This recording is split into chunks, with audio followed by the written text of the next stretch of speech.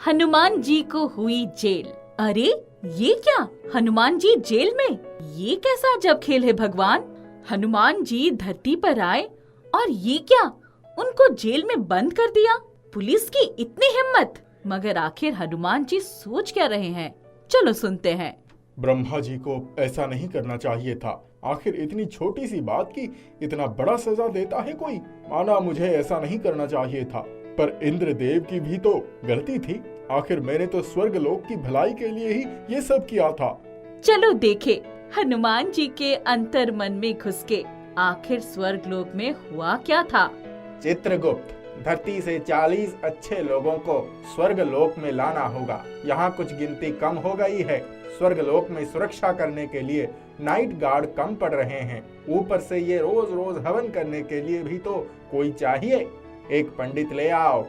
इंद्रदेव, बाकी तो सब ठीक है, मगर स्वर्ग में आने के लिए अभी एक ही योग्य पंडित है। मगर अगर ये क्या अगर मगर लगा रखी है, मुझे नहीं पता। जो भी है उसे बुला लो। मगर इंद्रदेव, उसका अभी धरती पर कार्य खत्म नहीं हुआ है।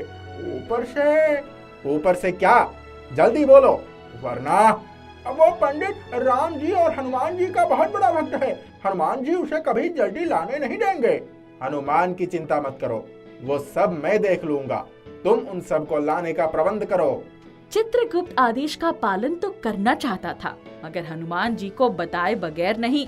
हनुमान जी को जैसे ही पता चलता है, वो इंद्रदेव की सभा में पहुंचते हैं और सबके बीच में इंद्र जी को पंडित को लाने से मना कर देते हैं। हनुमान, ये तुम्हारा कार्य नहीं है। ब्रह्मा जी के आदेश के अनुसार मुझे ये निर्णय लेने का हक है, और यहाँ की स्थिति को देखते हुए मैंने ये किया है। अगर चाहिए तो हम सब मिलकर गार्ड ड्यूटी करेंगे, हवन भी हो जाएगा। नहीं, ये काम हमारा नहीं है। मैं सभी देवताओं को ये करने के लिए नहीं कह सकता। तो ठीक है, जो मुझे सही लगेगा मैं वही करूँगा। आधी रात को हनुमान जी चित्रगुप्त के कमरे में गए। हनुमान जी चुपके से जीवन रेखा किताब से पंडित के जीवन का पन्ना निकाल लेते हैं और उसे धरती पर छुपा देते हैं। अगले दिन सुबह, इंद्रदेव, गजब हो गया। आज जब सुबह मैंने पंडित को बुलाने के लिए मंत्र ढूंढा, उसका जीवन रेखा पन्ना गायब निकला। ना जाने किसने उसे निकाल लिया।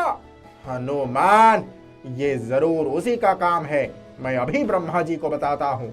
चलो चित्रगुप्त। वो दोनों ब्रह्मा जी के पास पहुँचते हैं और हनुमान जी की शिकायत करते हैं। ब्रह्मा जी, आपको इस हनुमान का कुछ करना होगा। ये हर बार की बात हो गई है, वो किसी की नहीं सुनता। अरे इंद्र, धैर्य रखो। क्या बच्चे की तरह रो रहे हो? हनुमान, हनुमान। हनुमान प्रकट होते हैं। हनुमान, क्या ये सच है? जी ब्रह्मा जी, पर नहीं हनुमान, मैं तुम्हें इसके इजाजत नहीं दे सकता। जल्दी से जीवन रेखा पन्ना इधर लाओ। मगर वो तो धरती पर कहीं छिपा दिया मैंने, और अब मुझे याद भी नहीं है कि वो कहाँ है। ठीक है, तुम ऐसे नहीं मानोगे। मैं तुम्हें धरती पर एक आम इंसान की तरह बिना किसी शक्ति के रहने की सजा देता हूँ, और जब तक वो पन्ना नहीं मिले और अपनी गलती नहीं समझते, तुम वहीं रहोगे। तथास्तु। इससे पहले कि हनुमान जी कुछ समझ पाते, वो धरती पर ही थे। हनुमान जी, उठो। हनुमान जी स्वर्ग का सपना ले रहे थे और नींद में समझ नहीं पा रहे थे कि यहाँ धरती पर उन्हें कोई बच्चा उठा रहा है। अचानक उनकी नींद खुलती है और हड़बड़ा कर उठते हैं। पूरा हवालात उनके जोर से उठने से हिल जाता है और बच्चे को देख वो शांत हो जाते हैं। हनुमान जी, आप यहाँ कैसे आ गए? तुम समझ रहे हो ना कि मैं राम भक्त हनुमान हूँ। इन सबको समझाओ ना, मैं कौन हूँ। मुझे यहाँ से निकलवाओ, मुझे बहुत जरूरी काम करना है। आप चिंता न करें, मेरे पिताजी यहाँ के थानेदार हैं। मैं उनसे बात करता हूँ। पर आप यहाँ आए कैसे? रामू, तुम इधर क्या कर रहे हो? दूर रहो उस बहरूपिये से। चलो इधर आओ। रामू भागकर अपने पिताजी के पास जाता है और बोलने की कोशिश करता है, पर उसके पिताजी उसकी एक नहीं सुनते और उसको एक हवलदार के साथ बाहर गार्डन में भेज देते हैं। वो इशारे में हनुमान जी को चिंता ना करने को बोलता है। क्या बचा पाएगा रामू हनुमान जी को इस जेल से?